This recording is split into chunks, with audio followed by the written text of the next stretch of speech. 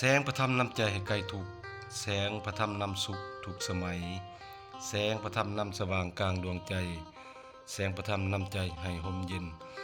ขอเจริญสุขเจริญพรบรรดาสดาออกตนโยมทุกทาน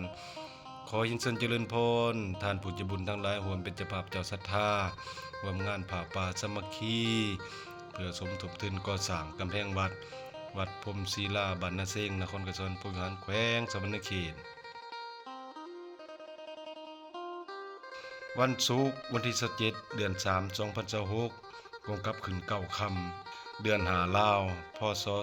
2568เวลา8โมงตั้งกองบุญตกแต่งเครื่องกิริยาบูชาและรับบริจาคทานต่างๆที่วัดพรหมศิลาบ้านนาเซง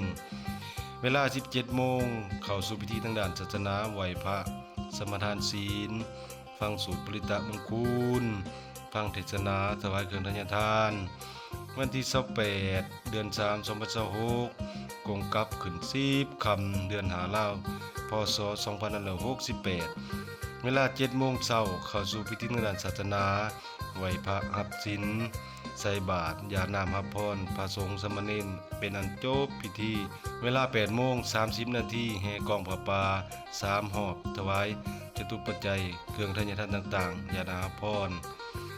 ดังนั้นอาตมาภาพพระอาจารย์อิทธิราชเจ้าอธิการวัดพรหมศิลาจึงได้ข่าวบุญข่าวกุศลมายังบรรดาศรัทธาของตนญาติโยมทุกท่าน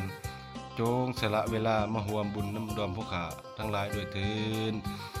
สาธุขออวยพรให้บรรดาทานจงมีแต่ความสุขความเจริญอยู่เย็นเป็นสุขหังมีที่สุขสมุพุนสุข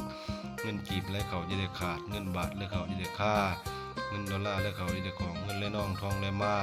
อย่าได้บกเป็นหากอย่าได้ขาดเป็นวังอายุนั่งสุขังพลังอยู่ดีมีแห้งโศกมันดำรวยมันยืนด้วยเถิด